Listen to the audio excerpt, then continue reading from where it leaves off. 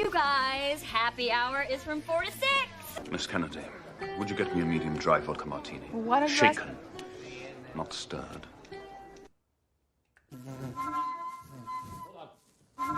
I'm not hearing it right. Hold on.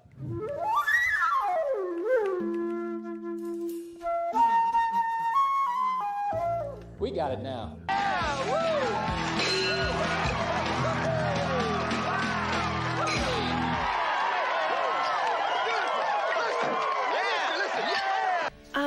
Is there alcohol in this? Oh, God, honey, no. What kind of mother do you think I am? Why do you want a little bit? Because if you're going to drink, I'd rather you do it in the house.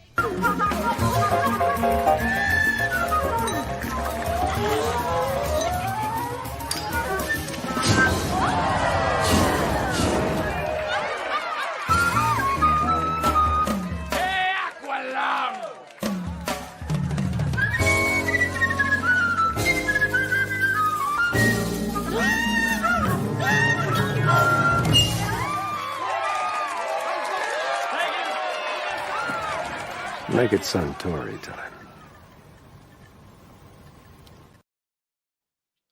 Hello, everyone. How are you doing? Happy hour. Today, I have a fantastic guest, Dick from Convicted Style. He is a big collector and also a big fan of award season. So that's one of the reasons, because of, there's many obviously, but that's one of the reasons why I'm very excited to have him on, since we are just getting in the beginning of award season. So we're going to kind of discuss maybe some of the predictions that we might have, or things we liked, things we're looking forward to. So that's going to be great. Speaking of award season, I was lucky enough to see two awards films this past weekend. Friday, I believe it was Friday or Saturday. I saw May December, Todd Haynes' newest film with Natalie Portman and Julianne Moore, and blanking out on the young gentleman's name who's probably going to win an Oscar for Best Supporting Actor for that film, or at least definitely be nominated. But he was on the show Riverdale. If you've ever seen Riverdale, he played Reggie, but he was great in it. And then on Sunday, I saw Maestro, Bradley Cooper's big second directorial film, and he starred in it and co-starred with Carey Mulligan, and I thought he did an incredible job, and he clearly is proving himself to be just a phenomenal director. So I highly recommend it. If Maestro is in your city or it's in a theater near you, it is dropping to Netflix December 20th. But my goodness, the sound is so important for this film, and it's really special to see it on the big screen. And there were a few people complaining on Twitter that live in New York, at least, that it was hard to get tickets to see this, and it was kind of sold out everywhere. So they were kind of saying, like, Netflix, why didn't you put it in more theaters? Which they should have. I don't really understand why they didn't. It's like they could make an extra profit. I don't think it's going to cost them that much to run Maestro like an extra week or two, or expand it a little bit, but I guess they figure people will be thrilled to see it on the streaming network. So if you do have like a great sound system, or you have a friend that has a great sound system, I would highly recommend watching it that way, because my goodness, the sound is epic in it. The music is just gorgeous. If you know any of Leonard Bernstein's music, if you're not familiar, you probably have heard at least the West Side Story score, and so he was the composer for that, which is iconic. So I'm going to get to the chat a little bit, and then we will kind of get into a few other topics of discussion here. But I hope everyone's having a great day, and cheers to everyone. Let's see here. Draculina Horror, hello Caprice. How are you doing? I got my wine and snacks out. I'm so excited for happy hour. Yes, well, we are very excited that you are here as well. So thank you so much for stopping by. Caprice was on my Halloween group panel stream, but we, I think, just solidified a date for her in January. So that's going to be really fun. Dimension Scott, hello. How are you doing? Lovely to see you in the chat. Holland Oates, nice as well. Nice to see you. Hope you're all doing well. And if you guys did see May December, which you can, that's also on Netflix. It's weird, actually. I think about it now. I watched both Netflix's two big contenders for, award season on the same weekend. I'm not sure if they planned that, but it kind of makes I don't even know if it makes sense, but or if they just said, what the hell? I mean, I know that, May, December, they premiered it on December 1st, and I think that's, a little wink, wink, but, so you can see May, December at home on Netflix. I have to say, like, I don't think I missed out on seeing that one streaming and not in the theater. Had a crazy score, though, very interesting, unique score, but I wouldn't say, like, I had to see it in the theater as opposed to Maestro, where that was definitely preferred. There's my guest in the chat here. Convicted Cinephile says, ahoy there, everyone. Happy to be here getting crunk, as the kids say, and talking movies. Wonderful, wonderful. Yes, it's going to be a good time. Maxfield, what up, one and all? What up, what up? God, I sound old. What's up, good sir? Everyone's saying hi to each other. We have Tiana in the chat. Hello, Tiana. Hope you're having a lovely day. Tiana's a very big collector. So, let's see here. Number one fan. I don't know. I guess she's maybe a number one fan of Convicted Cinephile. I think maybe that's what she's saying. But she's probably a number one fan of a lot of things. I know she's also a movie enthusiast as well. View Drew, how are you doing? Nice to have you here. Wilkie's Movies and Music. Hello, thanks for stopping by. Oh yes, and I was going to say to everyone too earlier, like, so if you've seen May, December, or if you've seen Maestro, I have a feeling probably not that many people have seen Maestro yet, but it is, are you looking forward to it? What are your thoughts on Bradley Cooper as director? Did you like A Star is Born? I think with A Star is Born, which I did quite enjoy, it was kind of just him warming up as director, because I felt like this film is much more experimental. Like the first A Star is Born to me is him saying like that I can obviously direct and I know what I'm doing.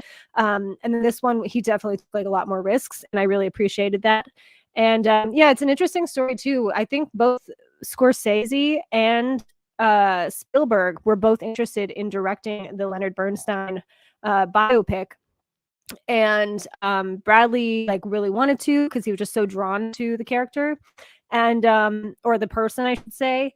And once he showed both Spielberg and Scorsese the cut from Shallow from A Star is Born, they were both like, you're directing this movie. So, he is so tied to music in general. You can tell already, like, that's really what inspires him in the creative process. And so I can kind of think, I see in the future, any project he does moving forward is probably going to have music be an integral part of that. Laren. Hello, Laren. How are you doing? Thanks so much for stopping by. Fritzky. Tracy, about to go to the Queens of the Stone Age concert. I love Queens of the Stone Age. Yeah, No One Knows was a huge hit. That song No One Knows, when I was in high school, and that's when I fell in love with them. I love the bass line in that song tremendously. Everyone's saying hi. Awesome. We got Luke here, Luke Ponto. I am doing quite well. How are you doing? I'm sure you're seeing a lot of movies, as always, because you always do. You like 2 a day times. I've been like kind of dabbling in 2 a day recently, just because there's so many good things out. I think it's like this year is like one of the best years of performances by actors. I really have to say that. I think I've been just like blown away by the craftsmanship that everyone's been portraying on the screen. It's really just really phenomenal performances this year. It's gonna be really tough competition for the award season, that's for sure. Not like a lot of other years where it's a shoe-in. I really don't see that happening for this time. We got Dude Who Loves Movies. Hi, Cody. How are you doing? Everyone's saying hi. Yes. Okay. So I wanted to, I'll come back to the chat because everyone is going crazy saying hi to each other, which is lovely. I love that everyone has friends here, and it's become a very nice community. I wanted to highly recommend, speaking of great performances, the Hollywood Reporter. Oh no, sorry, this is Variety. I'll get to the Hollywood Reporter in a second, but Variety always does this series on YouTube called Actors on Actors. They did put out their list of who they're going to be pairing up this season, and they have released 2 so far. The first one they released was Robert Downey Jr. and Mark Ruffalo. both of them are in awards contenders. Mark Ruffalo was in Poor Things, which I'm seeing on Sunday, and I can't wait. And Robert Downey Jr., of course, was in Oppenheimer. I have not watched that one yet. There's only been 2 so far. So that one, and then I did watch this morning though, because I was just so excited to see it, was the Cillian Murphy and Margot Robbie interview. And it's really great because it's so casual and laid back. All of the interviews are, there's no like pre-planned questions. They kind of just talk as peers, and it's just a really fascinating time. And both Cillian Murphy and Margot Robbie, I mean, it was kind of really nice because they were both part of such a huge cultural phenomenon. And it was cool to see like different perspectives on both of their ends. But it's so funny because Margot Robbie, like the entire time, is talking about how much fun she had on set with Barbie, and Cillian Murphy is just like staring at her like, what was it like to laugh on set? Like, you know what I mean? Because it's so serious on Nolan's sets, and he usually does such serious films. And he's just like blown away the whole time. His face just every time she talks about something fun they did while they were making Barbie, and he's just like, whoa, like it's like mind blowing to him. Because I feel like this a Nolan set is very like, you know, stern, and not in like a bad way, but just no nonsense. And so he definitely comes from like a more no nonsense background, and you know, everyone that made Barbie had a blast while they made it. So it just was a really fun time to watch the conversation. So yeah, so I highly recommend that. And then sooner than later, I believe, the Hollywood Reporter does a series called The Round Table, and it'll get like 5 of the year's top directors or actors or writers or cinematographers, and then they all sit down and they all converse about like these films that they made, and they ask each other questions. The director's one I always find the most interesting. I believe it was, I'm trying to think of when it was, I guess it wasn't last year, a couple years ago, when Guillermo del Toro was on. That was a really good one. You can even look at old ones. They're all up still, like even ones from like when Tarantino was up for like Inglourious Basterds and things like that. It's just like a really fascinating thing, and I've just always been drawn to watching those. So I highly recommend it, and it's free, and it's just like you learn so much from these masters. I just saw the One Love trailer and it looks amazing. Can't wait to see that one. Is that the Bob Marley movie? I'm pretty sure that's the Bob Marley movie. Yeah, I thought it was actually supposed to come out this year, and I think that they postponed it. I'm wondering if that's a new trailer that they released, because I remember seeing the trailer for that quite a bit ago in theaters, like early this summer. So, but yeah, it looked good. And I have to say too, one of the things I do have to praise Bradley Cooper on, again, biopics I find are so difficult to pull off.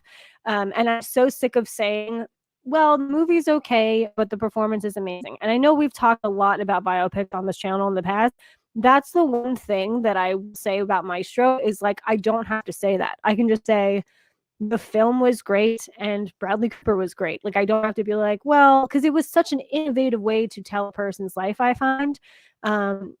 Even if it wasn't really like totally breaking the mold, but it was, I really appreciate that.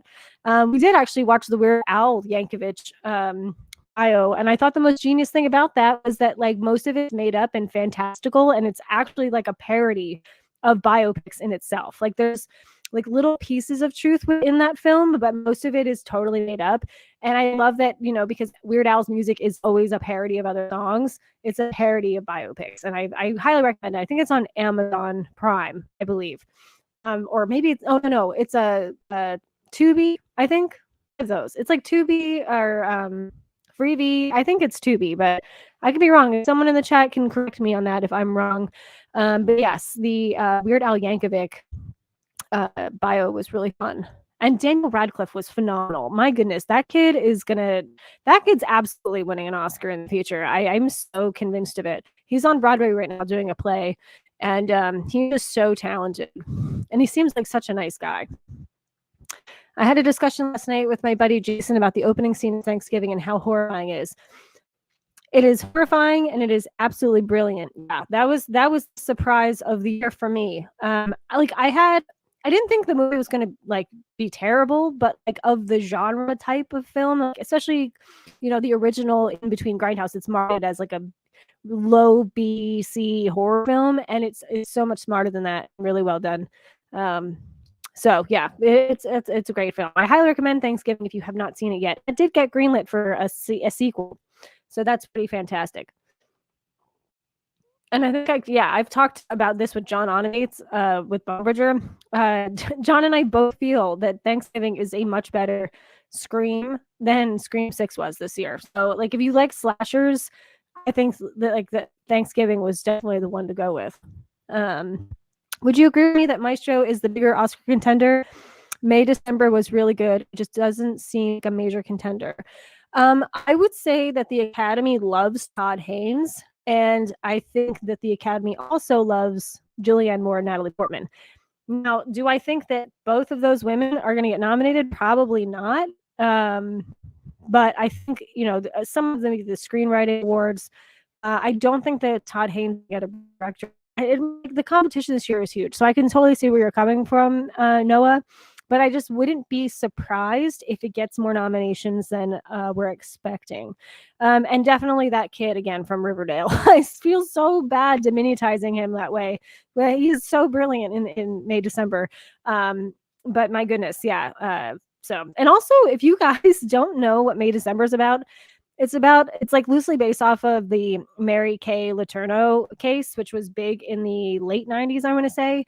It was a teacher that essentially had an affair with her 7th grade student, and then she went to prison and had his baby in prison, and they stayed together forever after that. And it's kind of like the aftermath, because Natalie Portman's character is an actress playing, researching this person. And if you don't want to know how crazy the Mary Kay Letourneau lady actually was, there are clips on Twitter, and I should just pull it up. Actually, let me just pull this up before my guest comes on, because this is the nuttiest stuff ever. And it's the Julianne Moore character plays her, and they actually take this dialogue from this exact interview in this for the film. Let's see. I don't know if I can find it. I might have to. I feel like Max sent this to me. I found it. Okay, cool. So here we are. I'm going to share this and enjoy, everyone, because it's a trip. Okay. You maybe. You were Okay, I'm going to start from the beginning. You were the adult. You can say that. I am saying that. I was by age. And by maturity. You maybe. You were a teacher, Mary. You can't say I was immature. You don't know him. No, but I don't need to know him in this discussion. He's the child. I'm talking about you. Who was the boss? Who was the boss? What? Who was the boss back then? There was me pursuing you. Who was the boss back then? This is ridiculous. No, This is ridiculous. Who was? Just say. Just say. Who was the boss? All I knew was what I knew back then. But who was the boss? He was 13, Mary. But who was the boss? This is getting weird. Who was the boss? Yeah, this is like the cringiest thing ever. Who? I'm pursuing the relationship. Who was the boss? I mean, it doesn't get any. Well, I was the pursuer. Yes. Mary, even as you're hearing this now, come on, he was 13. Does that matter? It absolutely matters. Oh, well, flaw me. So it's like that is essentially the type of crazy that we're dealing with in May, December, and Julianne Moore does a really great job portraying her. But they did use that exact line in a fight when she says, "Who was the boss?" and it's in the film. So I think that like everyone needs to see that before they see May, December to get like a little bit better of an idea of what the whole dynamic was with that couple and why it was such this huge thing, the tabloids and in the news. So yes, but yes, great question, Noah. And the Golden Globe nominees will be announced next week. Once that happens, we will have a much better idea with Oscar nominations. It's not always the same by far, but you definitely get a little bit better of an idea.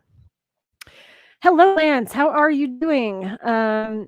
Let's see here. Hey, just got off of work on my way home, going to watch Maleficent and Maleficent, Mistress of Evil. I never saw the sequel, but I actually did quite enjoy the first one, and I do like Angelina Jolie. Angelina Jolie is actually doing a another biopic, believe it or not, which is I believe I think a Greek opera singer or an Italian opera singer. I have to confirm. I actually am not familiar with who this person is, but there were a few shots that came out.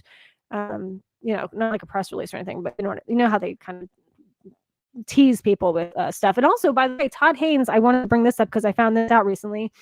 Michelle Williams is signed on to do the Peggy Lee biopic, and Todd Haynes is going to be directing that.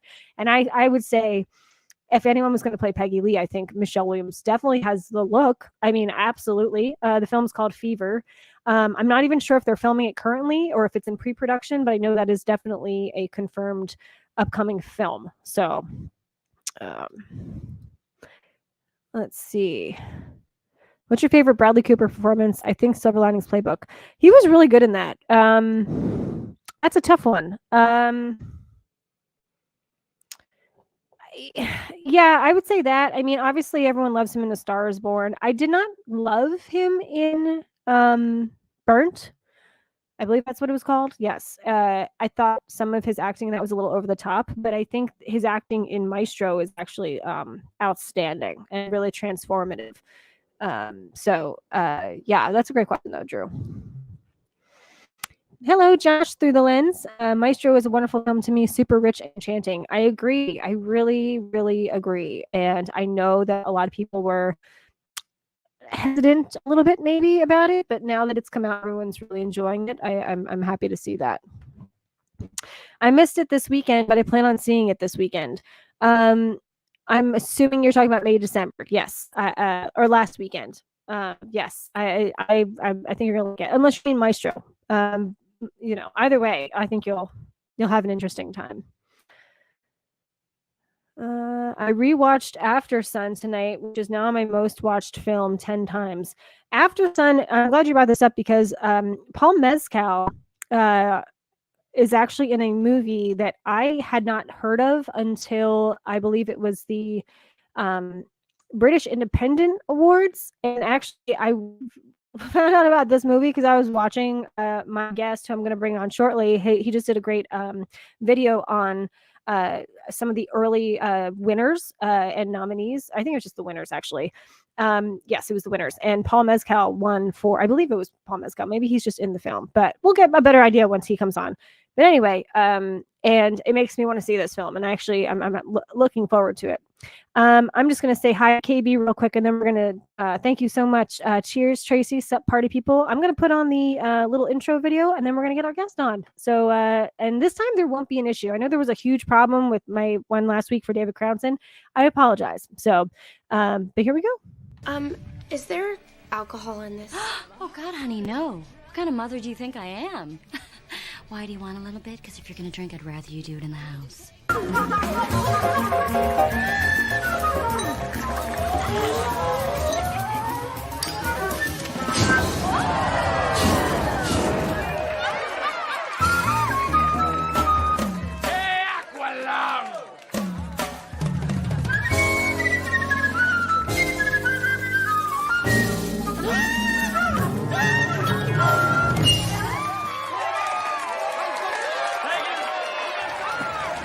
Make it Suntory time.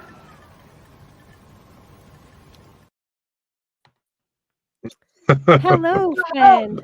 Hello. Thank you for having me. That intro is hilarious. Oh, I'm happy you enjoyed it. I love your logo. Thank you. It's going to be updated shortly. My friend's working on it, who actually knows what he's doing, like I told you in our chat. Are you going to still go with the old school Comedy Central logo vibe? Yes, it's going to be like a very well-made CGI intro version of that logo.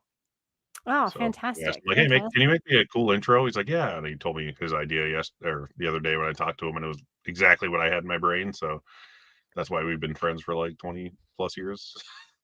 Oh, that's wonderful. Yeah. Well, as I do with every guest, I'd love it if you could tell everyone in the chat a little bit about yourself and a little bit about your channel. Well, yes, I am Derek. That is the name. Channel and Instagram is Convicted Cinephile. Yeah, my little moniker I go by is I like to talk, shop, and pop open movies and physical media, which I just thought of one day. It just kind of sounded good, so I've stuck with it for 2 years. Um, but I do anything movie related. I don't just go on buy movies, although those videos seem to do the best, especially lately because of sales and whatnot. But I love doing award season is like the most heavy video time of year for me, I would say, consistency wise. And then, in October, I do Halloween movies. I do a series called Passages from the Bad Movie Bible because I love bad movies also, which I need to get back into doing those too. Probably after Christmas, I'll jump back into those. I need to do a Silent Night, Deadly Night 2 video for that during the holidays. That's one thing I have to do. But yeah, I do a little bit of everything on my channel. And I'd love to take my kid to Spirit Halloween in October/September because that's like his favorite thing in the world. So pretty much You raised him my right. channel almost has like seasons where like it follows the year pretty well. It's like Black Friday, we do Black Friday videos. Then I do award season. Then in the summer, I just do whatever I can do. And then the fall, I do Spirit Halloween, and it goes over and over and over again. So that's kind of what my channel does. But I do a little bit of everything. So, and then the other biggest series of videos I do is probably the Oscarology videos I do during Oscar season. I don't know how many of those I'm going to do this year because I've done so many already that I'm kind of out of topics. so so they're all still relevant. That's the cool thing about them. So even if you go back 2 years and watch one, it's still up to date. That's what I like to try to do with my videos is make ones that you can watch after the fact and have them still be worth a watch as opposed to just see what it comes out in the store this week kind of a thing. But yeah. Wow. That, Well, that's, yeah. yeah, I mean, consistency is key. So you definitely got that going for you with your channel. I try. Yeah. I go in spurts, but yeah. So I know you definitely go to Best Buy a lot. How do you feel about the physical media disappearing from their shelves? I don't go there as often as most people actually, but Okay. like it's not a bad thing because they're not the best about it anymore anyways. I don't know, it's one of those things. It's like it sucks to have one less decent store to go look and buy movies at, especially because I'm in Minnesota and that's where they're headquartered. Same goes for Wow. Target, and neither of them have like anything on their shelves anymore. So that is, honestly, the worst thing about it to me is that it's one less video I get to make a week. Because Right. anything else I could just price match on Amazon and get it that way. Because Best Buy shipping is worse, and half the time they don't have what I want in stock anyway. So there's always somewhere else you can buy it. So it's not that big of a deal. It's more just like an end of an era thing because I've been buying movies at Best Buy in some capacity for 23 years now. Since I Wow. started collecting DVDs back when they had an aisle for every genre. I And remember now that. one aisle for everything. So Oh, yeah, times have definitely changed. So out of all of the films maybe you saw in theaters this summer, which ones, or not even this summer, but this entire year so far, which ones are you like really excited to own or that you already have picked up on physical media? well, I need to buy Oppenheimer still, but that's the number one thing I want to get that I have seen in theaters. I don't get a chance to see a lot in theaters because I have a young kid and a wife who likes to see movies with me, so I don't have much of a chance to go see movies without her. Right. And we don't have much of a chance to see movies because he's around. So 90% Yeah. of the time we see a movie, it's something we can bring him to. So like I went and saw Trolls 3 because it was something to do. And we've tried really hard to go see Killers of the Flower Moon or Holdovers like 4 or 5 days ago, and just nowhere around us was playing it anymore at the proper time. So I did end up just buying Holdovers last night and watching it on Amazon. Ah, Lovely. So, yes, I know you were saying to me privately that you are still catching up on a couple of the awards not episodes, films, Mhm. and we already talked about this, but everyone in the chat, if you haven't seen Killers of the Flower Moon and you want to see Killers of the Flower Moon, it is now available for free on Apple TV Plus. So, is it Plus? Yeah, I think it's Apple TV Plus. I checked this morning and it wasn't on there. It wasn't. I wonder if they Yeah. changed it. You can buy it on Amazon Prime and stuff, and you can rent it on there, but it's not streaming until later this month, I think. Because I actually went on there and like signed back up for it today. I'm like, I'll watch some of this later at least. And I'm like, oh, it's not even on there. It says like still coming soon. And then I checked Oh on my Amazon goodness. and you could buy it on Amazon. So I was like, I'll just buy it on Amazon this weekend instead because I don't want to sign up for Right. another streaming service. But it will be on Apple TV Plus in December at some point. Yeah. Yes. Okay. Well, my apologies if I was Yeah. misguided on that. You'd You think it would be did the see same day, but it's not for some reason. you did see the holdovers last night, so I'd love to discuss that. And I have to say, someone, oh yes, Josh said the holdovers. He also did. I hope it gets some Oscar love because it's truly wonderful. I agree. What were your thoughts on it? I really liked it. I usually love Alexander Payne movies. I think he's only made one not good movie ever, and that would be his last movie, Downsizing. Yes. Which I don't know what was wrong with. I don't know what happened there. Nobody does. It was a weird like fluke thing. Like the first third of it's like fun, and then the rest of it's just like what's going on. But I'm a huge fan of Sideways.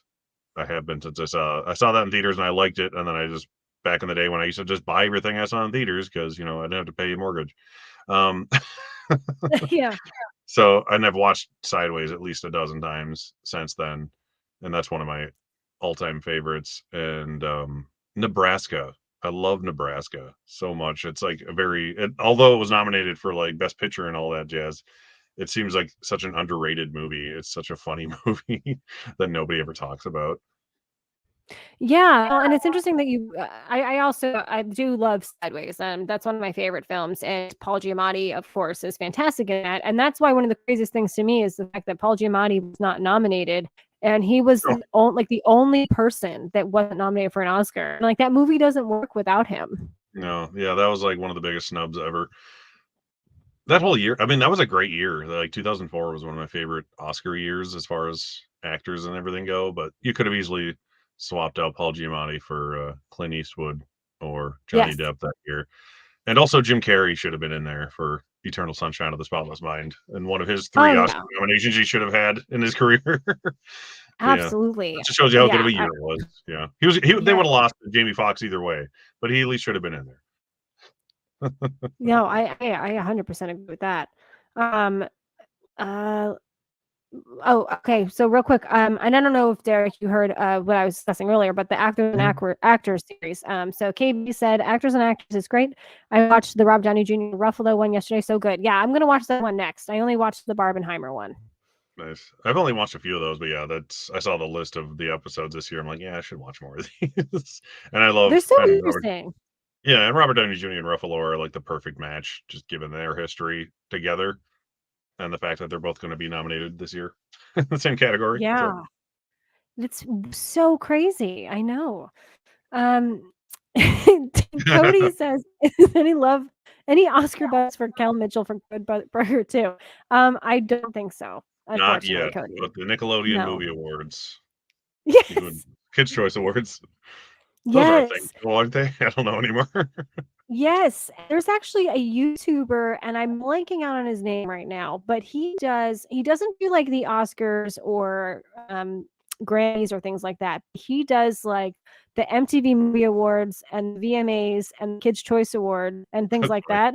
And they're all called like the 2012 Kids' Choice Awards were a hot mess. And it's like everyone was like a hot mess, and he goes through it, and he's like really hilarious. I believe he's Australian. My goodness, yeah. I'll find the channel and I'll pop it up at some point. But I'll share it on my community because it is a riot. That's awesome. I need to watch Good Burger. Through the Lens says rewatching all of the MCU movies right now. Just finished Black Panther this morning and liked more than I remember. Has a lot of issues, but its cultural significance is truly great. I agree with that. Yeah, Black Panther's good. Yeah, the visual effects are like so bad they take you out of the movie during parts of it. And even when I saw it in theaters, I was like, this is basically just Lion King with superheroes. But it's still an above average comic book movie, regardless, because it's it's Shakespearean at its Yeah, core. definitely. Hello, Marvel fan. I'm not sure I've seen you in the chat before, so thank you so much for joining us Talking about today. Black Panther. Draculina Horror says, I'm excited for the Killian Margot actor on actor. It's a great series. Yes, you're going to love it. It's so fun. Yes. Yeah, and this is true. This is exactly what I was talking about. Like, Killian the whole time is this like, he can't fathom having fun on set because he always works with Nolan. Pretty much, yeah. Or and he like, 28 it looks like he wants to have fun on set too. He's not like poo-pooing it or anything, but he's just like, oh my goodness, I didn't know this was even a possibility. Yeah, they're gonna cast him in as a villain in a weird comedy or something like that.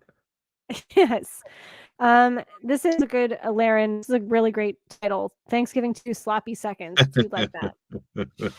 They did announce that they're making it, right? Yeah. Yes. David, hello. Thank you so much for joining us today. Yes, Oscar season is upon us. So, and I'll get back into the conversation with you now. So you have seen quite a few. You did do Barbenheimer, right? I don't know if you did on the same day or not. I finally saw Barbara at home.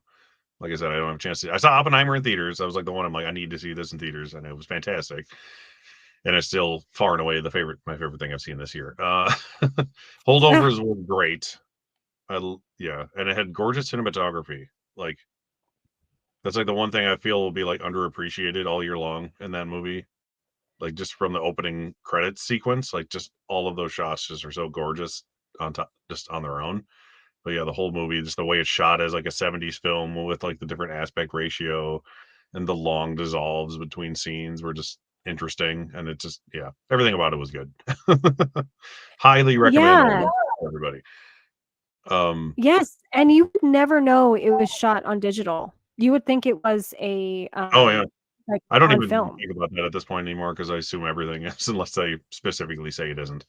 But yeah, well, like Mank, that was shot digitally, and right. Who'd have thought? Very true. Yeah, it's gotten that far where you can at least trick people into thinking it's film, but it's never as good. So earlier on, I was telling them that there's a movie with Paul Mescal that I actually learned about through your latest video. What is that film called again? All of Us Strangers. Okay. Yeah, it swept the Biffas. Yeah, that's. Thank you for mentioning my video without me having to do it. By the way, apparently you and I do like people to watch it. I watched it to make sure it worked, and you watched it to actually watch it. But so check that out if you haven't. It's about the British Independent Film Awards, the New York Film Critics Circle Awards, and then the Gotham Awards is what I covered in that one. And then tomorrow I'll do one where I go over the Independent Spirit Awards that actually went out today, and then the National Board of Review goes out tomorrow. So I'll probably do those two in a video tomorrow together as opposed to separate. So I'm going to try to make it a more consistent weekly thing this year. And then I'll live stream the Golden Globe nominations this year, I think, because I'll be at home that day. I'll just have to get up slightly earlier than usual. Yeah, so the Independent Spirit Award nominations just came out today. Yes. I haven't looked at them, so I'll probably just save it for my video for genuine reaction. We won't spoil it here then. We won't spoil it here. I can assume what's in there probably, but I won't. I'll just do it tomorrow because why not? Yeah. I think Paul Mescal is going to have a huge career, and I really like him. And I think After Sun is so hauntingly beautiful. So I'm really looking forward to seeing this film. And I didn't. So you said it perfectly in your video, but I'm just going to paraphrase. The BIFAs are the equivalent to like the Independent Spirit Awards for the United States. Yeah. So for the UK. So it's really cool that they do that as well.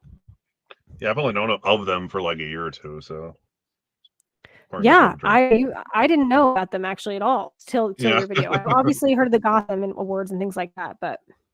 Yeah, and they're not even that old either. I think this year's, they've only been around for a decade or two, tops. And didn't you say that they were initially for films that were under a certain budget? The Gothams, yeah, they were sort of like a quasi Independent Spirit Award forever and then they upped their budget max last year up to $30 million budget movies, and then this year they just got rid of it entirely. So then, like, Ryan Gosling got nominated for Barbie and stuff. They were still mostly like in their wheelhouse, but it's just kind of funny. It's like you kind of defeat your purpose of existence if you're just deleting the budget cap, in my opinion. But they're Yeah. not that important anyways. Maybe they're just trying to get some stars at their show this time around, given the strikes and Right. whatnot. Yeah. I gotta pull this up there because I couldn't. Thank you so much, David, for answering this question. Angelina Jolie is doing a biopic right now of this. Oh, okay. This is the person, and I had never heard of Maria Callas. I only know a few popular opera people. I'd say for the past at least the 21st century, 20th century. So thank you, David, for answering that. That is, I believe, in production currently. And then also thank you for acknowledging this. Yeah, Peggy Lee. I rewatched Lady and the Tramp recently, and she was great there. Michelle Williams is going to be playing Peggy Lee in Todd Haynes' next film. So, Oh, nice. yeah. That's fun. Yes. So out of so I guess if we think about what you've seen so far, what did you you know, what do you think is going to be, or what would you give maybe some awards to some of the films that you've seen already?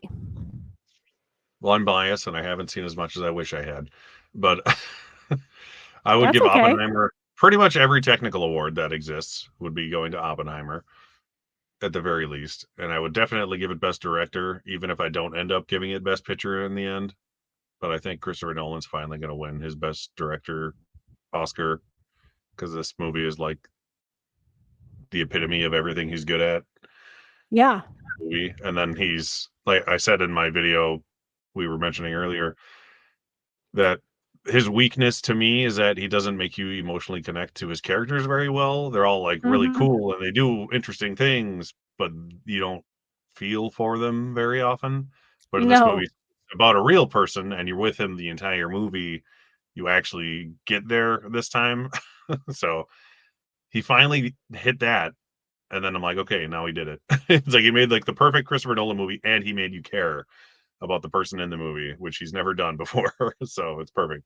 But that should definitely be a winner for things like cinematography and sound mixing. It's probably not going to get in for visual effects because there technically isn't any CGI in the movie, which is crazy. Not that there's a lot of There's like yeah. yes, and I want to just clarify this too. There's like touch up CGI, but like people don't really consider that to be CGI. So Yeah. if they need to remove something or enhance something, but like you're 100% right. It's all practical effects and in camera Yeah. work for sure. Yeah, there's like wire removal or things like that that are like not Right. CGI fight scenes or things of that nature. But yeah, but as far as and then Barbie would probably be the only thing I could really see Barbie winning, except for maybe like song, which we all know is the category nobody cares about as much as I enjoy it. Even the people nominating it don't seem to care. That could win there, but hopefully it's at least for one of the songs in the movie and not at the end credits because that always I bothers hate me. that.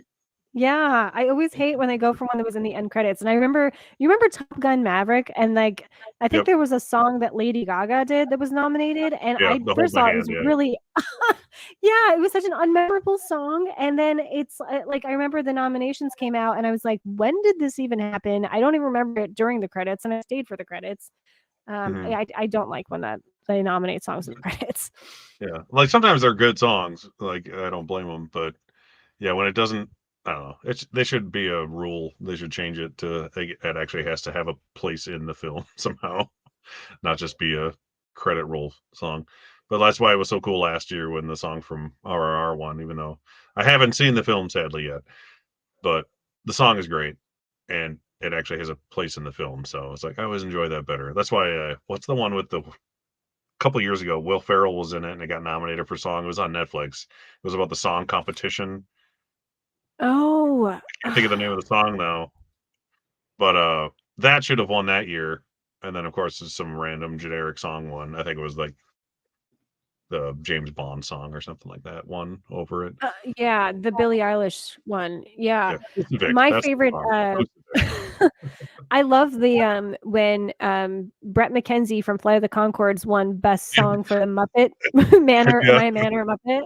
I That was love that amazing. song so much. I love that movie. That movie's hilarious. Yeah. Yes, it's so I love good. Flight of the Conchords, yeah. But that year was so weird too, because there was only 2 nominations because they changed their like nomination rules that year where like when they graded the songs, the song had to have more than like 8 out of 10 to like get nominated, and only 2 of them did that. So it was like that and like a Dolly Parton song in a movie nobody watched. So Right. thank God Yes. Brit won, and it was hilarious. But yeah. And all the songs of that movie are good too, so it's like it's a worthy win just based on the fact that it's actual legit good musical. I love the Muppet movie from like 2011 or whatever it is. Now I want to watch it. But yeah, getting back to Barbie. Anyways, I would say song would be a good one, and costumes and art direction, like that's its like strong suit as far as actually like Yes. winning categories.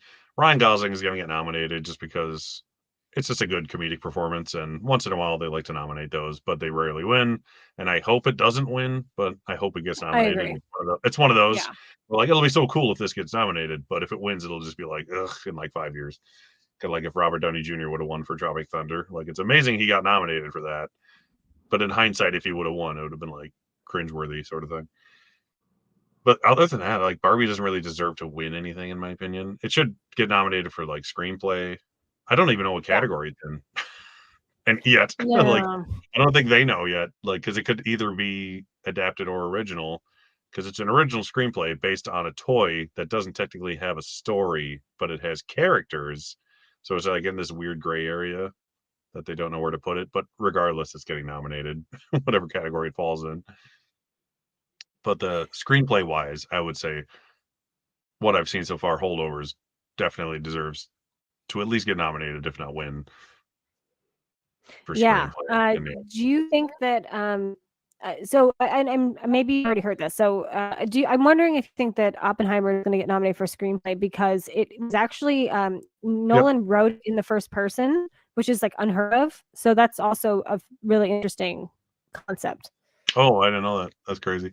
Yeah, because I know it's adapted from at least a Yes. book, if not more than one book. Yeah, I think it's called American Prometheus. I could be wrong Yeah. though. Yeah, so he'll definitely get in there for sure as far as nominations go, but I don't know if it would end up winning unless they just everyone still falls in love with Oppenheimer at the end of the year. Who knows what's going to happen? But Yeah. Definitely made a huge impact in more ways than one, that's for sure. Right. I had to bring this up. Convicted cinephile, more like convicted stud. What's up, Cody. Derek? Oh, you. Thank you. I hate him to say that. This is a question that I would love for you to think about.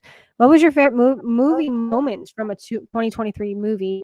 For me, it's the bike stunt from Mission Impossible 7. He put here, but then he said, "I also love the Trinity scene from Oppenheimer." So, Yeah. It's like I've seen so few things, new things this year that I'm like I enjoyed. Most of the time, I'm catching up on movies, but yeah, I'm trying to like obviously the answer is in Oppenheimer somewhere, but trying to think of what moment it would be, I don't know. But like the bomb detonation scene, just like how they shot that and the sound design of that yeah, was one of them. Because I was talking with my wife, and she was so anxious to see the movie to the point where she almost said I should see it by myself, which is hilarious. I don't know why. I think she thought it was going to be like more like brutal and anxiety ridden than it was, even though it is. But yeah, so that scene, like she was like gripping my hand, like waiting for it to happen. This was like in anticipation, and when the silence of the explosion happening, and then a few seconds later, the sound comes in, kicks in, everything blows around. So yeah, I probably had to pick that, even though it's not it's kind of necessarily. like moments in movies that you know like are gonna happen, but you're still like like Titanic. It's like we all know, but it still gives you that that maybe that's part of the brilliance of the way a director can make you still on the edge of your seat because you know what is going to happen. Yeah, especially yeah, and then it'll probably happen on repeat viewings. Maybe not as much, but still pretty close. I imagine, given your sound output at your home. Yes. I have a good subwoofer. I don't have a great surround sound setup, but I have like 90% subs. So whenever I do get around to watching Oppenheimer at home, that'll be the part that kills me.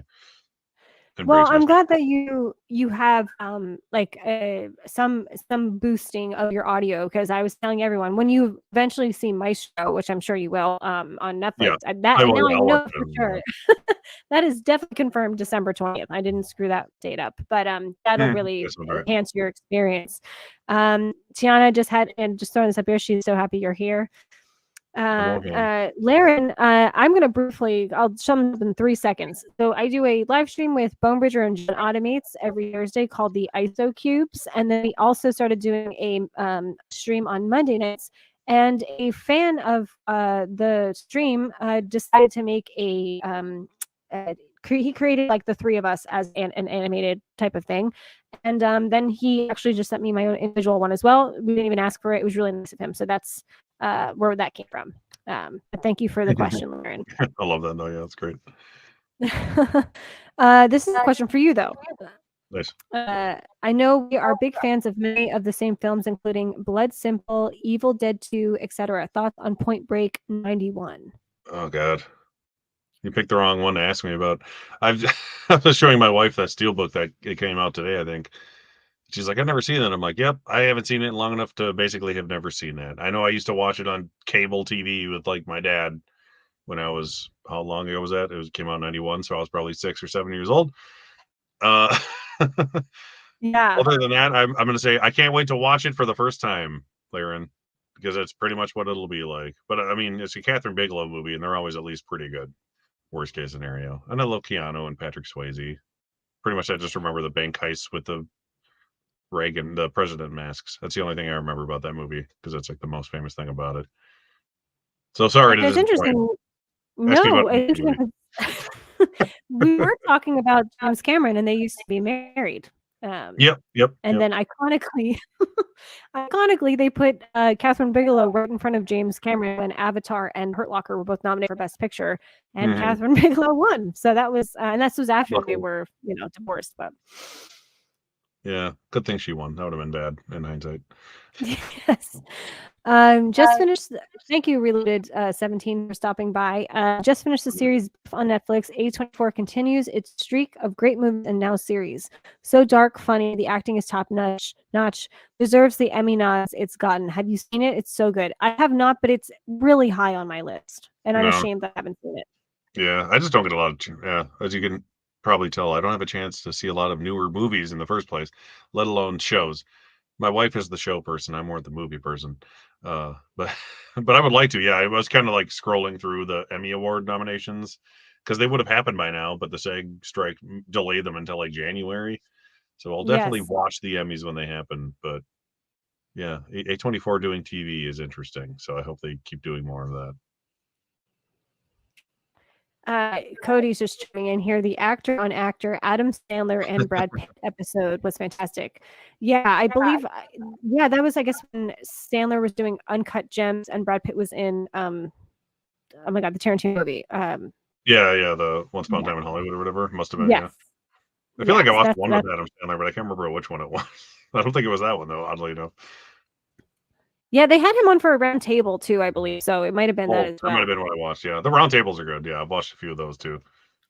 Near the end of the year. What's cool, kids? Hey, thank you so much for stopping by. What's Johnny watching? That's a great thumbnail. What's Johnny watching? By the way, really like that. Keeping the blockbuster alive. So I would have asked you because a lot of people. Some people just have no desire about any award season and things like that. I grew up where my parents always had it on. It was a big deal, specifically the Oscars, but other things like the Golden Globes. And I got to stay up like a little bit later on Sunday to find out who won Best Picture and things like that. What draws you to? Drove me there. Yes. What's your like? Why do you have such a passion for it? I don't know. It just sort of happened like organically. I guess I don't know because like I worked at a movie theater since I was 15 years old. Not I don't still work there, but when I was 15, I started working at a movie theater, and every year I'd see whatever, and we do the Oscar nomination contest point game. So I'd get into it doing that. So I'd always watch the show to see how well I did. And then I went to film school. So I actually learned how to make the things that I was seeing on the screen, and that made it more interesting. And it sort of like just keeps snowballing to the point where it's like, as much as I love terrible movies and movies that are just fun to watch, like I always have to respect movies that are done properly and well made or are original or are completely, different than anything else. So it's a sort of a thing that's been a consistent, and it's one of my wife and my favorite things we've always loved. So like we first started dating a million years ago. I took her to go see The Departed when it got re-released in theaters after the nominations came out that year. That's when we were first dating, and she loved it. So I got her more into it. So our first Oscars was like together was that Oscars, and then our favorite movie ever to get our movie, as I call it, like couples have their song. Yeah. We have our movie, and it's No Country for Old Men, which is like our movie, which is essentially my favorite movie of all time. We were watching that Oscars at my mother's house at the time, and we made little cupcakes with who we thought was going to win in each cupcake, and we ate every cupcake because we got every single one of them right. So it's just one of those weird traditions that I love. I love the history of it.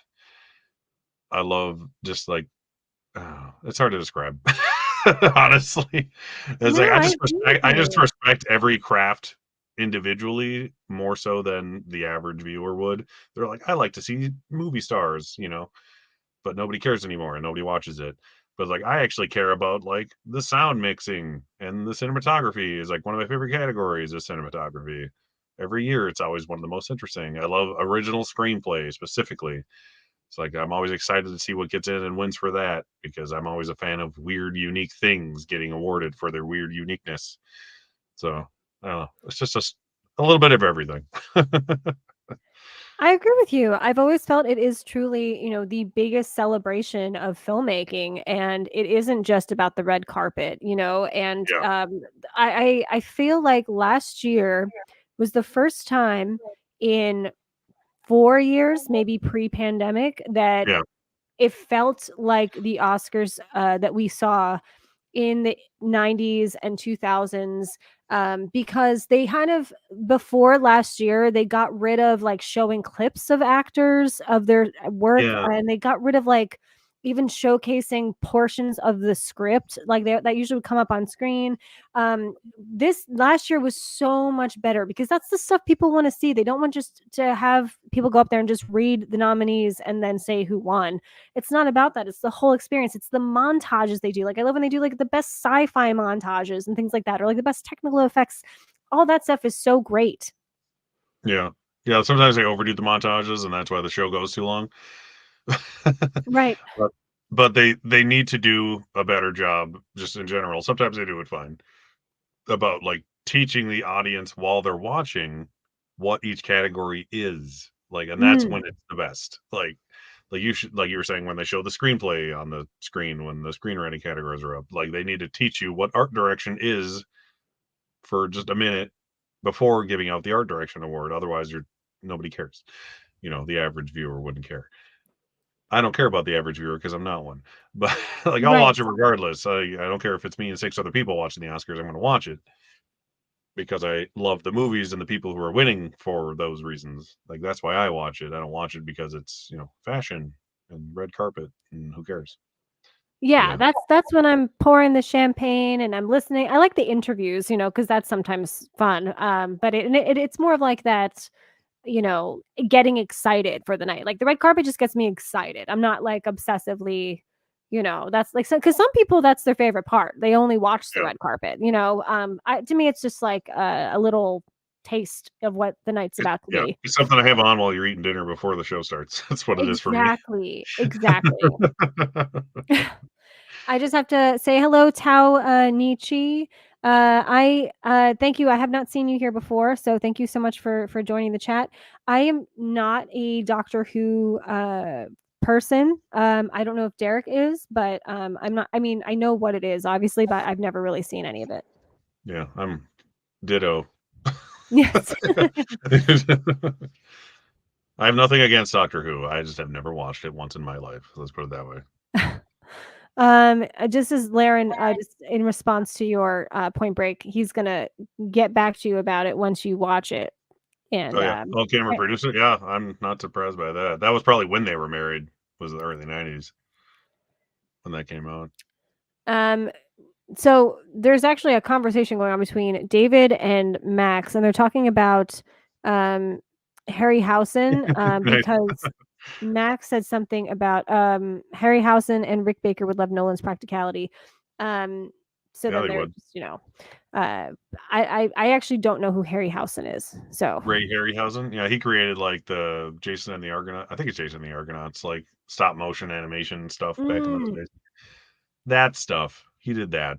Oh yes, okay. I know what this Yep. is. Yeah, the skeletons and yeah, Jason and the Argonauts are the best. That's like what Army of Darkness is like kind of plays after. Is the skeletons and the Jason and the Argonauts. Fish, how are you Hey, Fish, doing? what's up? Good evening, Tracy, Derek, and gang. Sorry I'm late. What are we drinking? And actually, I think someone else in the chat asked what you were drinking, Derek, so you can tell them. Oh, well, I'm actually drinking a very mediocre beer because it's a reasonable price. Founders Centennial IPA, but I have I it like in this Founders. adorable glass with Tom and Jerry fighting Itchy and Scratchy. So That is fantastic. Max is a huge Simpsons fan, so I've definitely seen a lot of Itchy and Scratchy. yeah, it's my favorite show ever. So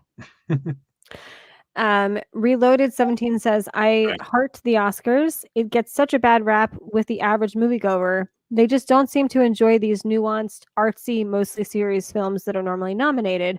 They just want formula films. How do you go, like, do you think the marketing for some of these movies? Or it's just the time of year? That's half of what you said was cut out. I'm sorry. Oh, The first sorry. half Do of you your think it's sentence like was completely cut out.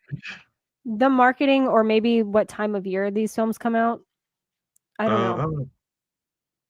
I think it's just people don't like to watch interesting things that they have to think about. That's really all it is. Like they like to watch a thing that's easy to understand, and then they know what happens at the end, and then it makes them feel happy. That's what people like to see, which is fine for the most part.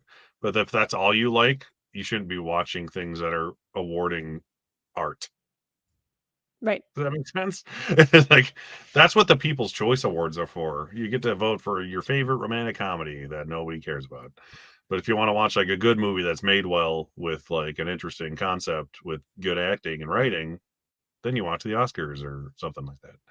So the Oscars is usually like a good mix of both, I think. But Yeah. people still crap on it for stupid reasons. Like half of the time it's political, whatever.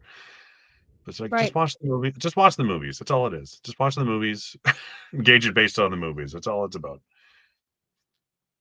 Yeah, and I think I love that I started forcing myself a few years back to make sure like as like a challenge. And sometimes I haven't always done it, but I've always been really close to watching all of the best picture nominees Mhm. before the Oscars. Yeah. And I'll tell you one of the films that I did not have any desire to see wound up being my favorite of the year, and that was Anthony Hopkins in The Father. And I just thought Oh that yeah. movie was so brilliant. That's one I own it. Sadly, I haven't watched it yet. That was the year that that was 2020, I think, right? I Where it was believe just like so, yeah. it was hard to get a hold of anything, and I didn't buy it till like 6 months after the fact. I just didn't have a good way to see it before the Oscars came out, and then I just still haven't watched it since. But yeah, I know I need to see it, and it'll probably make me cry my eyes out because that's what I hear from everybody. But yeah, I hear it It's has like really creative too. brilliant Like art it's direction really throughout it. Like yeah. it shifts around. Now he's gonna make me want to watch that. Right. And like the fact that I forced myself to watch the Best Picture nominations is literally the only reason why I watched it. It was like the Yeah. last film right before, like the day before the Oscars, and I was like, okay, I'm gonna watch this one. Okay, I'll get through it. And it doesn't always, happen like that. There's been films, obviously, that nominated for Best Picture that I didn't necessarily love or care for. But then you have gems like that, and I'm glad they're being recognized. Yeah, that was probably honestly like second place to winning Best Picture that year too, because it ended up winning actor and screenplay, right? I think so. Yes, that That's was enough. Not these days. that So was the weird, cringy Oscars where the Academy decided to set up the entire show thinking that Chadwick Boseman was going to win. yeah, that was hilarious. I was like, this isn't It going was to end so well. strange. Yeah, I'm Remember, pretty and they sure had Joaquin Phoenix. Sorry. he's like in his sweatpants, just like hey, Anthony Hopkins. He's not here. Good night, everybody. And then they got fired. But hey, it's something to talk about, right? Because like the La La Land Moonlight thing. Like I remember my buddy was over watching that year, and we're like, "What the hell is happening?" Oh my goodness. Yeah, I usually try to at was least watch all the Best Picture nominees. Like some people try to watch everything that's nominated for anything in a given year. I'm like, I can't do that, but I can make myself watch 10 movies because better or worse, I've seen close to half of them by the time the nominations come out, anyways. So I could force myself to watch the other 5 given in a few weeks. Oh But yeah. yeah, that's always what I Absolutely. try. Like last year, the last couple years I did. I think the only year I didn't was honestly that year, recently. At least you own it, so that you'll enjoy Yeah, it it's like for I have sure. it. I know it's good. I just have kind of around to watch. Finally sitting down to watch. I just know it's going to be so sad. It's one of those things. It's like I don't want to watch it because it can remind me of like my wife's grandpa or something. It's just depressing. Huck's here. Hey y'all, Hey, look at these buddy. 2 rocking people. Huck should do an Oscars trivia. Mm-hmm. That I've would be told him so to, but he fun. won't because I'll win. Oh, yeah. Probably. That's true. I would come in close, I think. Let's see. Oh, yes, this is a question for you.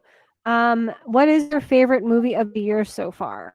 Well, I think I already said this. It is Oppenheimer as far as like overall awards worthiness, but I really, really enjoyed the Spider-Man film as well. That was fantastic. Although it's only like a part 1, which I knew going in, like my wife didn't, but I did. So she's like, "That's it." I'm like, "Oh yeah, that's it." You didn't know that? But yeah, I say those 2 are probably my favorite 2 things I've seen, and then probably The Holdovers after that. After just watching it last night, that's why Now, I do know you I'm think going to watch that again, and I'll like it more the more I watch it. yeah, well, I was gonna say, do you think that Across the Spider-Verse could get into the Best Picture top 10? Could, yes. I think it has a Probably better chance probably than won't. Could, yes. yeah. It'll win animated film again. Yes. It probably should get into Best Picture, but it probably won't. Hope if the third one is as good as this one, that one probably will. Depending Right. on what else comes out that year.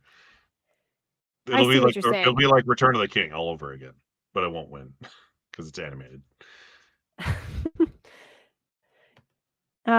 Yes, Huck says Derek would have to be a Yeah. co-host to make an awards trivia fair. I was thinking I would host for you and you could play, Huck. That's kind of what I was thinking. That would be great. We I'll make should up the have questions Huck and no one will get compete. anything right. It'd be great. Yes. So now that you're starting to see, obviously the nominations are starting to come out for a lot of different Mhm. awards. What films are you really looking forward to seeing? Well, like Maestro, like you were saying earlier, I really want to see that. So as soon as Maestro drops, I'll be watching that ASAP. I still need to see Killers of the Flower Moon. Like I said, I tried to go see that this week in theaters, but it just wasn't playing anywhere. So this weekend I'll probably just buy it digitally and watch it, which I hate doing. I like to like own it physically, like most collectors do. But if I get a choice to watch it and keep it, I'll do that months and months before it comes out. But we don't know if Killers of the Flower Moon is going to get a domestic Blu-ray release even because it's an Apple movie. So I'm like, I'll just pay for it, and then whenever it's super cheap, I'll buy it. So that I'll hopefully watch this weekend. That's like my number one to watch because that was my number one most anticipated movie of last year and I still haven't seen it. So, and then Poor Things. I really want to see Poor Things. That's the number one, probably gonna win Best Picture thing out there so far. It sounds like, or Yeah. at the very least, the gonna get the most nominations movie so far. So Yeah, that and Oppenheimer, I'd say. Yeah. yeah, there's like 3 or 4 movies that could easily get 10 or more nominations this year, which is rare, but it happens. So It's such a great year. yeah, It like really there's is. not a lot of good stuff, but what is good is really good. Let's put it that way. Yes. That's kind of how it always has been though the last several years, because movies mostly aren't good anymore. Let's be honest. But yeah, like the awards movies are hit and miss. I like Air. Have you watched Air? Probably, right? Yes, I've seen Air. See, that's a solid dad movie, as I call it. That's like a movie that would have been nominated for everything in 1994. Like that's what Air is. If you go back in time 30 years and watch the Oscars, Air would have won everything. So if you like those movies, you should watch Air. Worst case scenario, you're gonna have a good time. Yeah. Poor Things is like the number one. Poor Things and Killers are like the two I absolutely need to see like ASAP movies, because they just both look gorgeous, and I know they're gonna be fantastic on every level. And I would just recommend, I still can't find any information of when it will be free to stream. I know I think you can rent it, but I feel like it's still probably pretty expensive, which is Past Lives. And it's honestly one of my favorites of the year. And I think you would I love haven't it. seen that. No, it's pretty cheap. Actually, you can just buy the Blu-ray. It's not that much. It's like $16. Oh, good. And it comes with Okay, a digital cool. copy. I think I haven't got it yet, but that's like the dark horse of the year that like everyone loved the first half of the year, Yeah. and then everyone stopped talking about.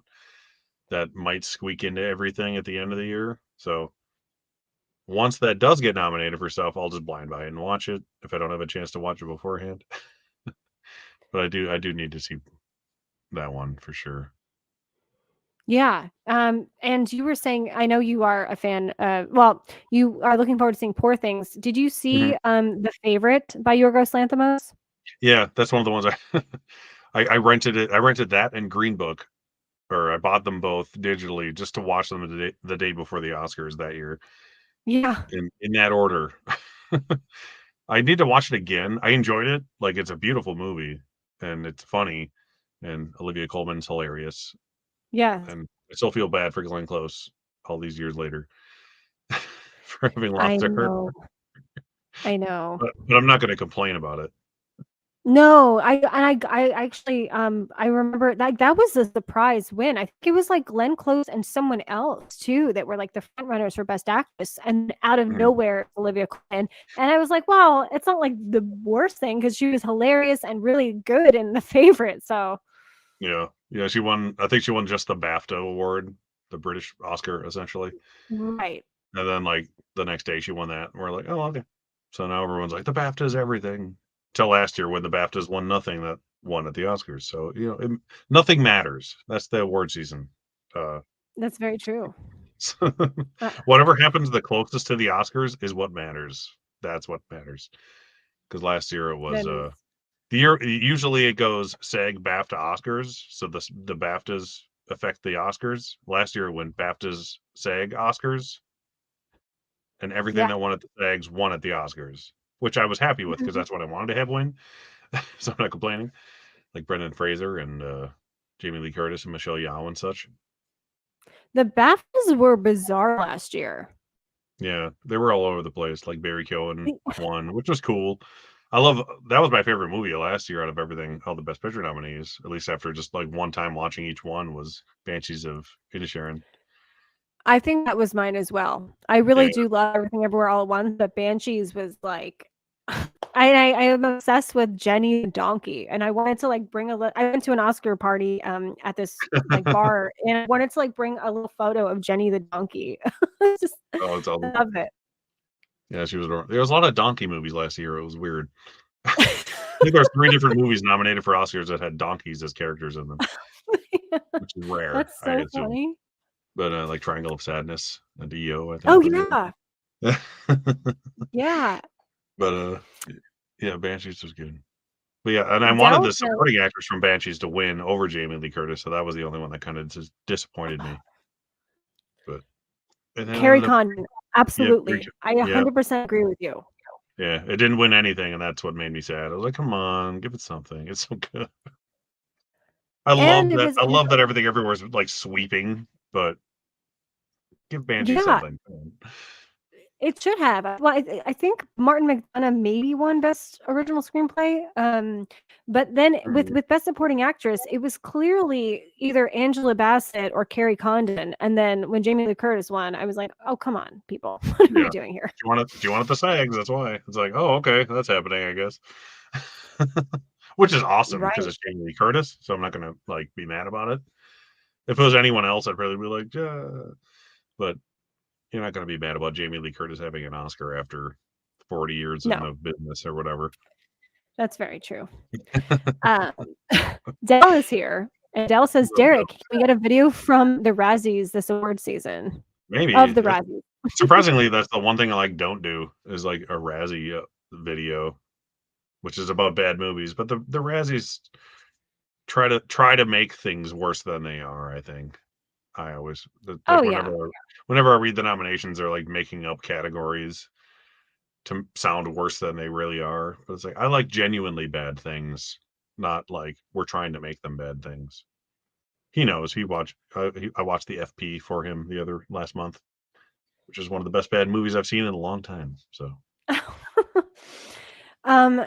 I actually really want to see this film as well. American yeah, Fiction looks to be the funniest film this year. Would this hurt its chances of being on Criterion Collection? They do comedies, I think, right? Sometimes. yeah. They do everything. That's what's great about Criterion. They do anything. I can't remember who's releasing American Fiction. That's usually what would be the hiccup. I think is the company that actually releases the movie. Because Okay. no, they have a deal with like Netflix. That's why there's a lot of Netflix movies on Criterion now, like Power of the Dog, Irishman, so on and so forth. But I can't think of who is releasing American Fiction. But yeah, I've heard nothing but amazing things. I haven't seen a trailer, I don't think even of it. But I love Jeffrey Wright. He's great, and I know it won the TIFF People's Choice Award, which is like you're Yeah. guaranteed to get in for Best Picture if you win this award. Basically, I think all but one time in history it's happened. Yeah. And it beat The Holdovers for that award, which is like another super popular movie. So yeah, I'm Wow. very excited to see American Fiction whenever I get a chance to. And if Jeffrey Wright and Paul Giamatti could both get in for Best Actor for comedies, even more so, Yeah. that would be awesome. Yeah. That's very true. I'm so sorry. Where did it go? It happens. I had a question and I lost it. That's why I normally star these things, and then I didn't. I guess Yeah. okay. Well, we'll get back to that. Here it was. I thought this was really nice. Tiana said, "I love Derek's award season videos. They're awesome." Thank you. Yes. I try to do my best. It's just sad because I put more effort into those and less people watch them, which is, as I tell anyone who asks, the more effort you put into a video, the less people are going to watch it on YouTube. Yeah. From my experience, at least. Like I'll go to a store and record something for 5 minutes and I'll get, thousands of views on it. But if I actually like put effort in anything, I'll get 40 views in overnight. But I actually care about the subject, so that's why I do it. So there'll be another one tomorrow and at least another one next Monday as well. And then we'll be getting into the more important things. And then hopefully people watch those once we get closer to the Oscars.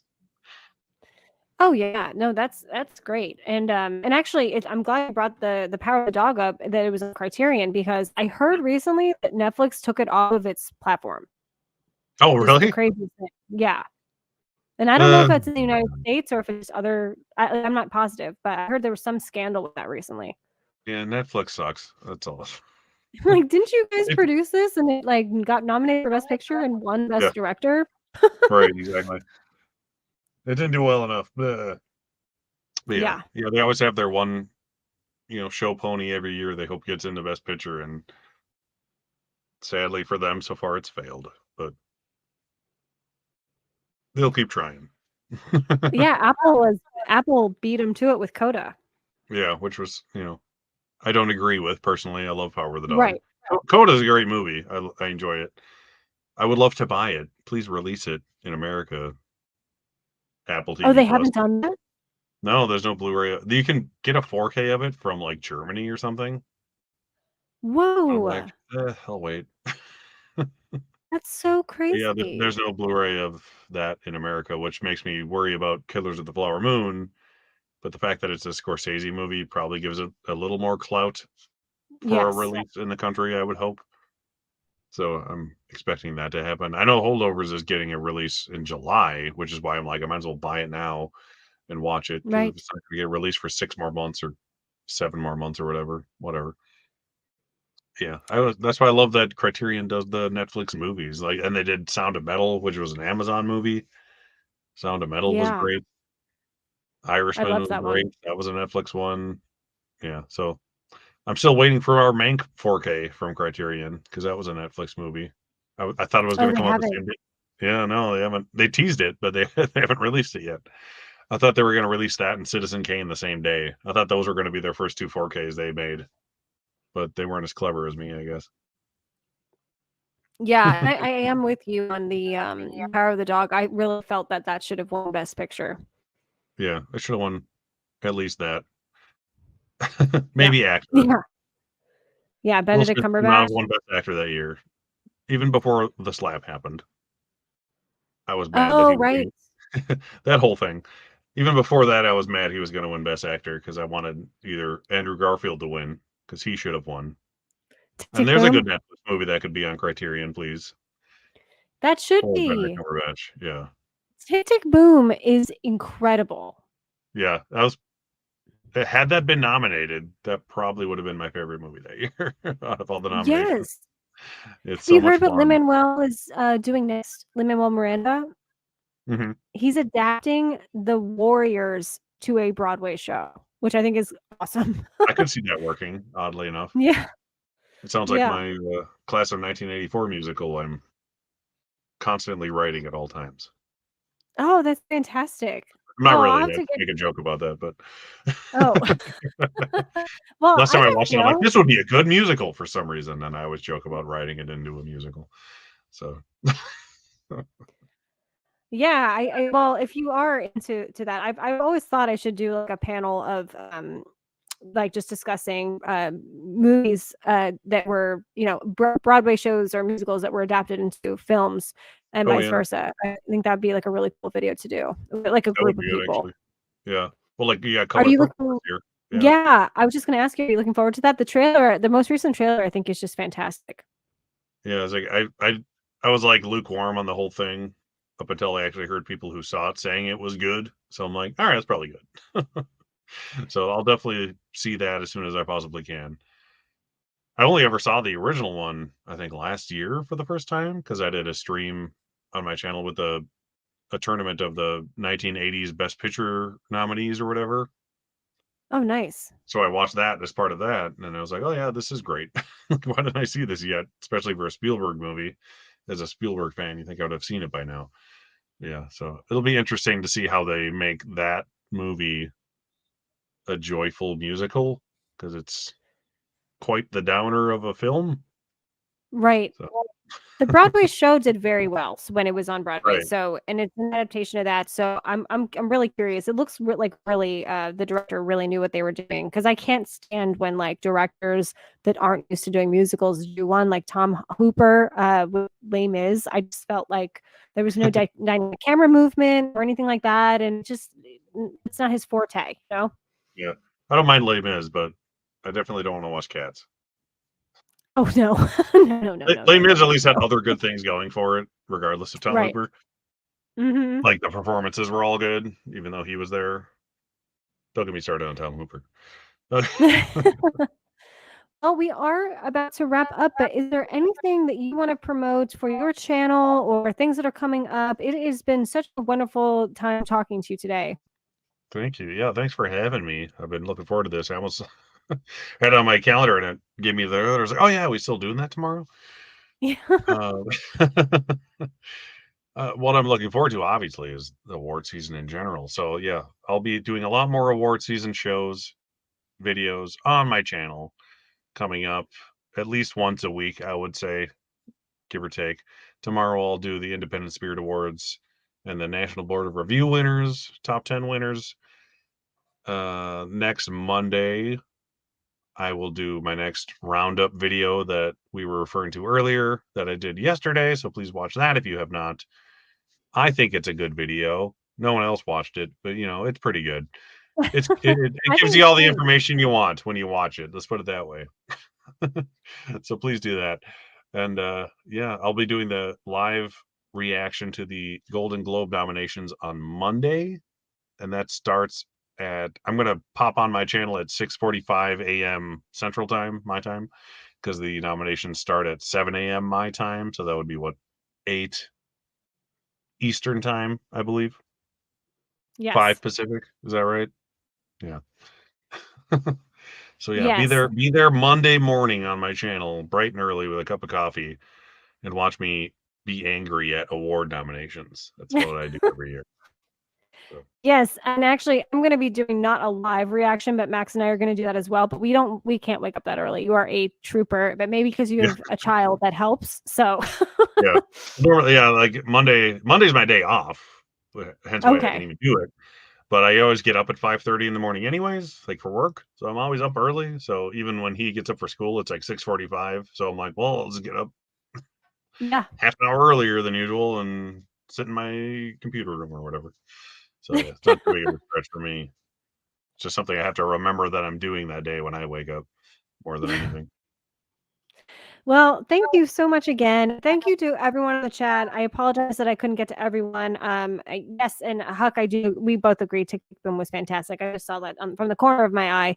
And Bill and everyone here, thank you so much for stopping by, and we'll see you all next time. And subscribe to Derek's channel, Convicted Cinephile, if you haven't, and check out his latest awards season video. It's really good. So, bye.